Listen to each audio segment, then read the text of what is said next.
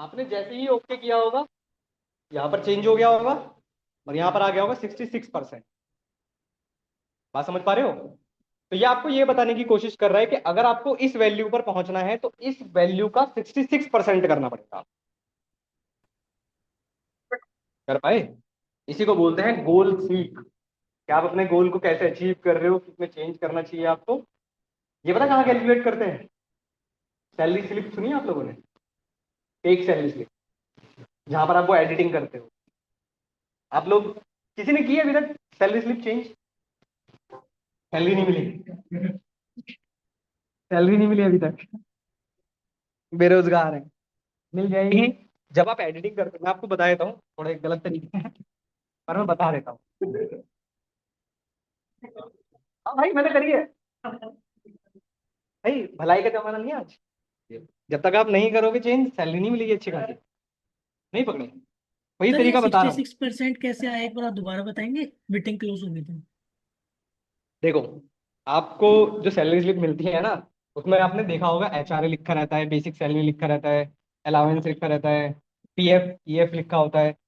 वो आपके परसेंटेज पर कैलकुलेट होता है।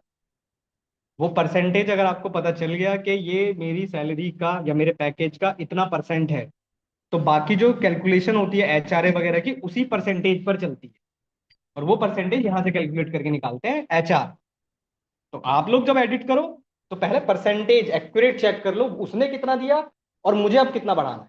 ताकि अगर आपने अपनी मर्जी से जैसे 27,000 रुपए आपने अपने हिसाब से चेंज करके रख दिया ना, तो एचआर जो होता है वो कैलकुलेट करता है कि कितने परसेंट पर आ रहा है। और अगर उसने चेक करा, हाँ बढ़ा सकते हो, पर परसेंटेज पूरा 100% होना चाहिए वो। ऐसा आपकी मर्जी है कितना ही बढ़ा लो, उससे फर्क नहीं पड़ता, बट कैलकुलेशन पूरा 100% होना चाहिए। ऐसा नहीं कि आपने उधर 50% कर दिया, इधर भी 50 कर दिया, अलाउंस में 25% कर दिया, 125% हो गए। यहां से पकड़ जाते हो आप। एचआर पूरा कैलकुलेशन रखता है अपने पास। कर सकते हो, ऐसा नहीं है। कर सकते हो यार, करना नहीं चाहिए, करना नहीं चाहिए यार वैसे। सर मैंने ये किया नहीं सिक्सटी है, मैंने सिक्स करा परसेंट है कैसे आया? किसी और का। हाँ भाई, क्या कह रहे हो? 66% जो आपने 27 की जगह लाए थे, ये कैसे आया? हाँ, मीटिंग क्लोज हो गई थी। ये यहाँ से आया ना यार, गोल सीख से। यहाँ पर सेट सेल में आप कर दोगे ये, सेट सेल में कर दोगे, कितने में चेंज करना है आपको, 30,000 में या 3,000 में। भाई चेंजिंग सेल में ये वाली सेल डाल दो, ओके कर दो, हो जाएगा। ठीक है भाई, चले आगे ओके थोड़ा सा। सर। आइए, एक चीज और सीख लो छोटी सी। मैंने अभी तक आपको इफ एल्स के फॉर्मूले सिखाए थे बहुत सारे, इफ एल्स का सिर्फ। ठीक है, एक छोटा सा एग्जांपल समझते हैं। मैंने यहाँ लिखा 20, यहाँ पर मैंने लिखा 40। अब मुझे अगर इफ एल्स का फॉर्मूला लगाना होता है तो हम लोग लिखते हैं ना इफ करके और फिर पूरा। अब आपके लिए ये ज्यादा आसान है या फिर एक और है, फॉर्मूलाज में जाइए। ठीक है, फॉर्मूलाज में आपको मिलेगा लॉजिकल, मिला। लॉजिकल में आपको मिलेगा इफ। आपके पास आ जाएगी एक विंडो, विंडो में आ रहा है लॉजिकल टेस्ट। आपने कहा this cell is greater than this cell, value if true. आप क्या दिखाना चाहते हो इसकी जगह पर? आपने कहा पास, अदरवाइज आपने कहा फेल। फॉर्मूला देखो वही बना है जो आप पढ़ते आ रहे हो। ओके करोगे, आंसर आ जाएगा आपके पास। अभी ये यूआई से था, आप सीख ही रहे थे, तो आपको जो आसान लगता है आप वो यूज करो। ठीक है, एक और चीज सीख लें।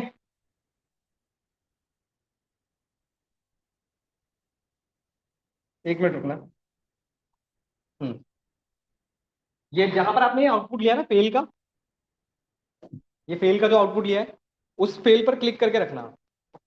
ठीक है, फेल पर क्लिक करने के बाद आपको मिलेगा यहाँ पर ट्रेस प्रेसिडेंट्स, और आपको एक मिलेगा ट्रेस डिपेंडेंट्स। लाइंस आ जाएंगी कुछ। ये क्या बताती हैं लाइंस?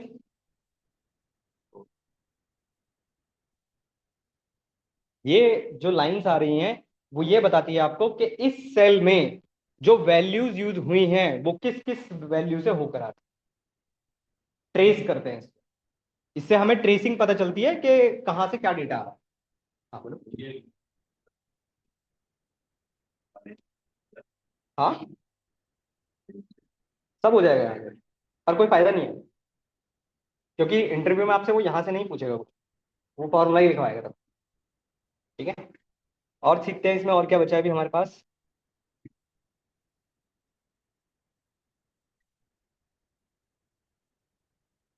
हम्म, इसमें और क्या बचा है बताने के लिए मेरे पास।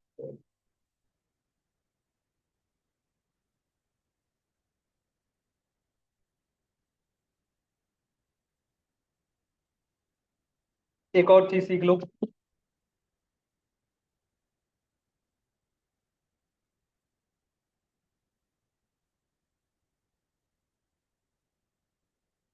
जरा खुद से ट्राई करो, मैं आपको देता हूँ, खुद से ट्राई करो।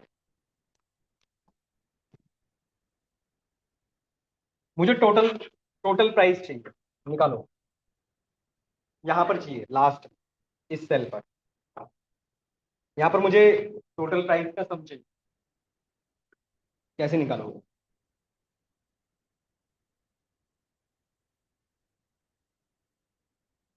टोटल प्राइस का सम ध्यान रखिएगा।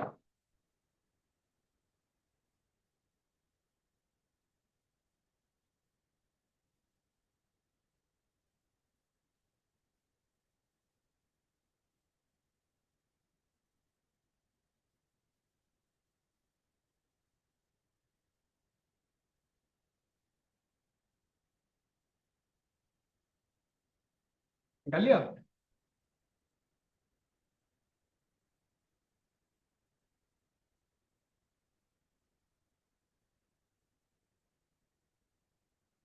कैसे निकाला, निकाल लिया, निकाल लिया। आपने यही किया होगा ना शायद, मुझे एक बार बताओ क्या किया। Equal to this multiply this, फिर आपने इसको ड्रैग कर दिया होगा, और फिर आपने इसको सम लगा दिया होगा। कुछ ऐसा ही किया है। कितनी मेहनत लगी, बहुत या कम। ठीक है, अब एक छोटा सा मेरा क्वेश्चन। आपने यही तो किया, पहले मल्टीप्लाई किया, फिर आपने सम किया, है ना। कितने स्टेप हुए, दो स्टेप। आइए जरा एक स्टेप में सॉल्व करने की कोशिश करते हैं। सेम, इक्वल टू सम, मुझे इसका आउटपुट बताना क्या आएगा। ये रेंज मल्टीप्लाई दिस रेंज, क्या आउटपुट आएगा बताओ। चेक करो, आप लोगों के पास तो शायद लेटेस्ट वर्जन है, चल भी जाए क्या पता। क्या sum का क्या है? क्या?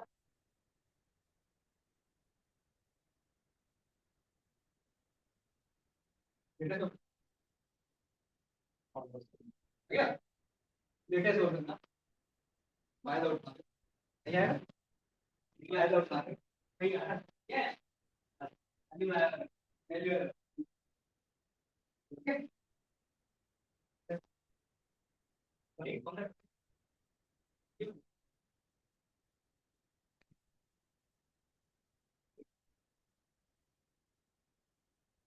आइए हमारे पास, आप लोगों के पास जो वर्जन है 21 के बाद का अगर कोई भी वर्जन है, या 29, मतलब 29 छोड़कर उसके बाद का अगर कोई भी वर्जन है, आप अगर एंटर प्रेस करोगे आपको डायरेक्टली आउटपुट मिल गया हो। पर ये एक्चुअली में एक एरर है। अब हम लोगों में से हो सकता है किसी के पास ये एरर आ रही है, तो कभी भी इस एरर को सॉल्व करने के लिए एक शॉर्टकट की याद रखना, कंट्रोल शिफ्ट एंटर। अब यही एरर मेरे पास भी आ रही है, पर क्योंकि मेरा 2019 का वर्जन है, अगर मैं प्रेस करता हूं कंट्रोल शिफ्ट एंटर तो मेरे पास भी आउटपुट आएगा। ये कर क्या रहा है, ये इसको एरे में कन्वर्ट कर। एरे कैसे पहचानोगे, आप लोगों के पास, आप अपने स्क्रीन पर देखो, क्या आपके फॉर्मूले में यहाँ पर कर्ली ब्रैकेट्स लग कर आ रहे हैं, नहीं आ रहे। अच्छा, आप लोगों का लेटेस्ट वर्जन है उसमें ऑटो इंटीग्रेट रहता है। जो हमने किया है हमारे पास कर्ली ब्रैकेट्स दिखाई देंगे, कहीं पर भी आपको कर्ली ब्रैकेट्स दिखाई दें समझ जाओ वो एक एरे है। एक और फॉर्मूला दिखाता हूँ, ये तो सम की बात थी, एक और फॉर्मूला सीख लो। इसी तरह एक और फॉर्मूला होता है हमारे पास जिसका नाम है sum product equal to sum product. Same इसका भी वही काम है, दिस कॉमा दिस। इसके नाम से कुछ समझ में आ रहा है? प्रोडक्ट करके सम कर, इसे भी एंटर करोगे आंसर आ जाए। वही काम आप अलग अलग तरीके से कर रहे हो और कुछ नहीं। ठीक है, तो आपके पास तीन तरीके हैं किसी भी चीज को सम करने के लिए, मतलब टोटल सम निकालने के। इससे आप एक चीज और याद रखिएगा, ये जो सम वाला फॉर्मूला आपने यूज किया था ये स्लो है as compare to both of the. Sum product आपका एक फास्ट फॉर्मूला है और एक एक डेक का फॉर्मूला है। और सुन लो, और क्या होता है। हम्म, और क्या बच गया अभी? फॉर्मूला बार देखो, उसमें क्या देखो? अरे ऐसे तो फिर पढ़ते ही रह जाओगे।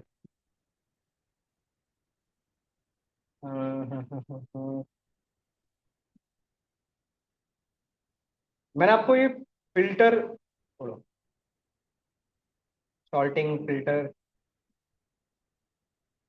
सॉल्टिंग फिल्टर सिखाया मैंने आप लोगों को? नहीं? सीख लो, छोटा सा है। यहाँ लिखो प्रोडक्ट, यहाँ लिखो प्राइस, यहाँ लिखो डेट, या डेट ना लिखकर यहाँ लिख लो आप लोग जोन। प्रोडक्ट लिखना नोकिया, और क्या है, नोकिया है हमारे पास, सैमसंग है हमारे पास। ठीक है, लावा है,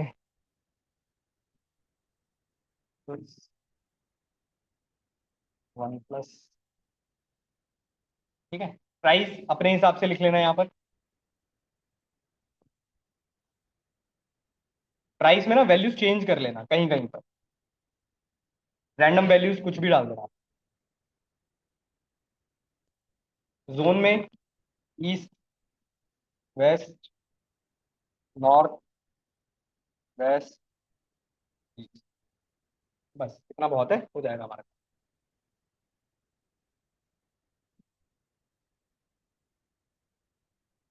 ठीक है,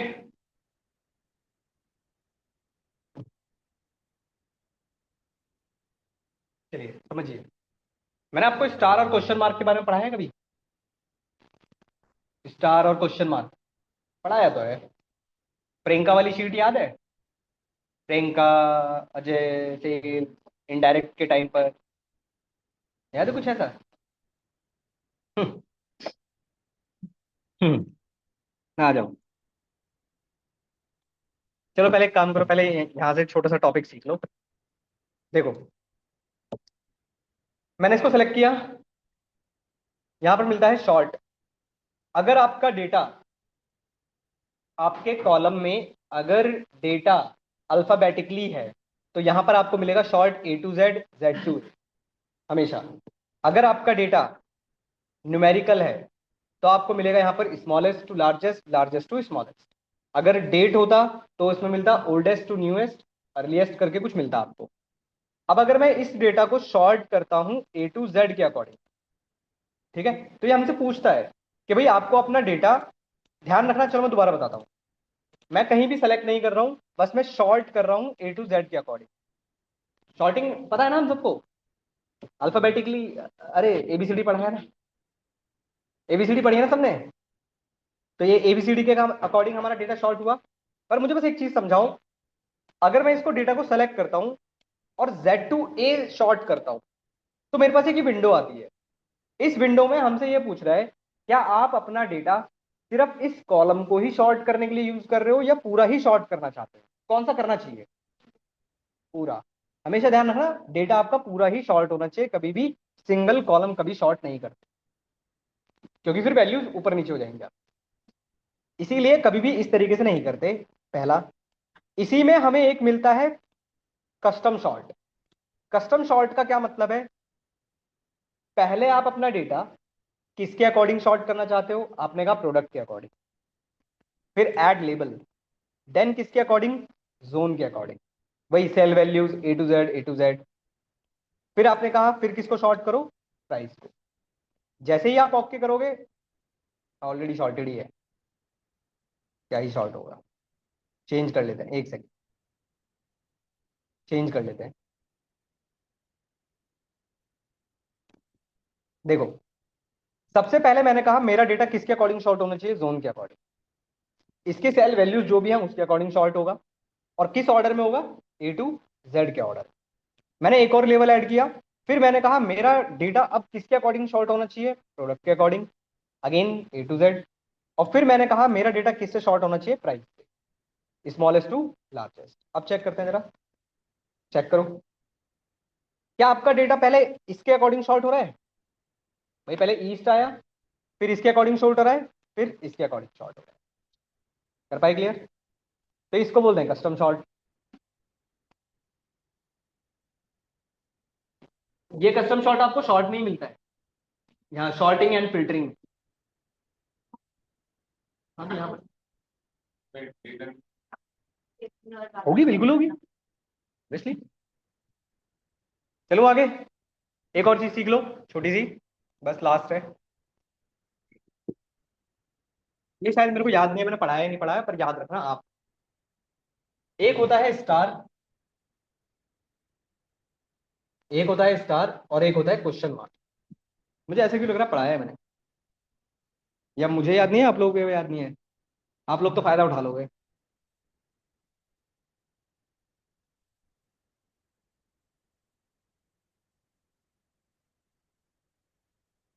एसक्यूएल पढ़ लिया आप लोगों ने, बहुत बढ़िया।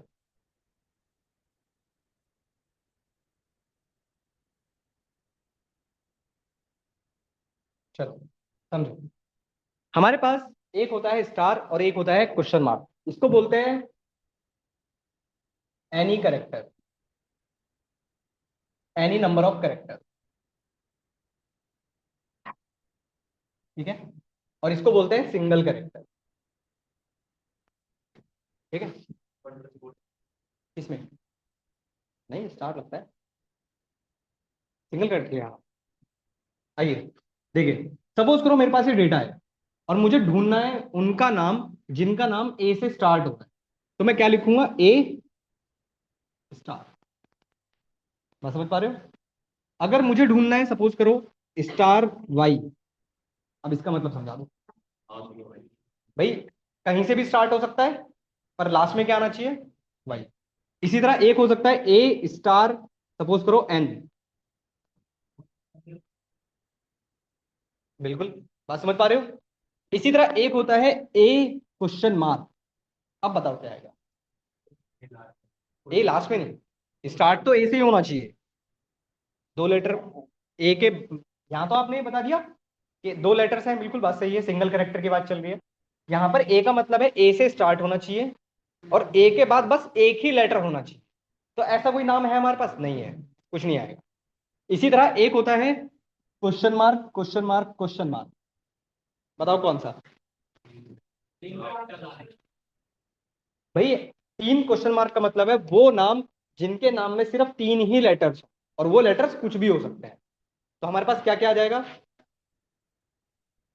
राम और सैम। बात समझ पा रहे हो। ये कहां मिलेगा आपको, ये आपको मिलता है, कंट्रोल एफ करोगे शायद वहां पर मिलता है, एक मिनट रुकना।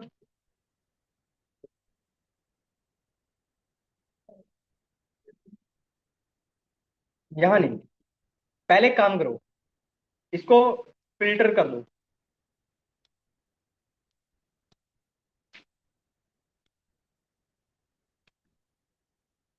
यहाँ पे फिर से बताता हूँ, पहले डेटा सेलेक्ट करो, और यहाँ पर आपको फिल्टर का एक ऑप्शन मिलेगा, फिल्टर पे क्लिक करो, यहाँ पर आपके पास क्या आ जाएंगे, एरो, ठीक है।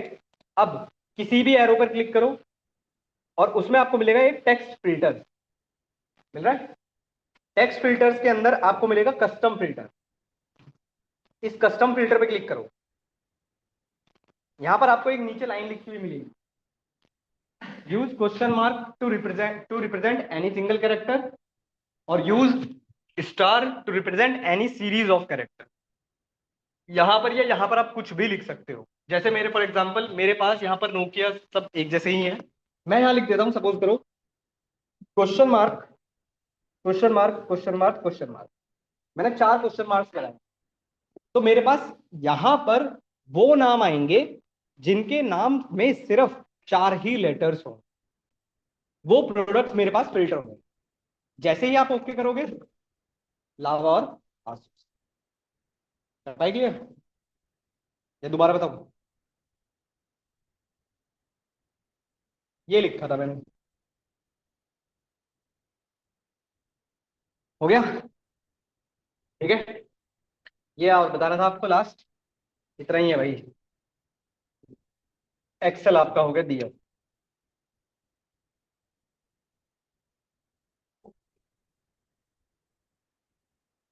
कोई डाउट, कोई क्वेश्चन, कोई क्वेरी पूछ लीजिए। ठीक है। हाँ हाँ, स्टार के लिए भी ऐसे ही। यहाँ पर आप इसको हटाकर यहाँ लिख सकते हो, मान लो ए स्टार।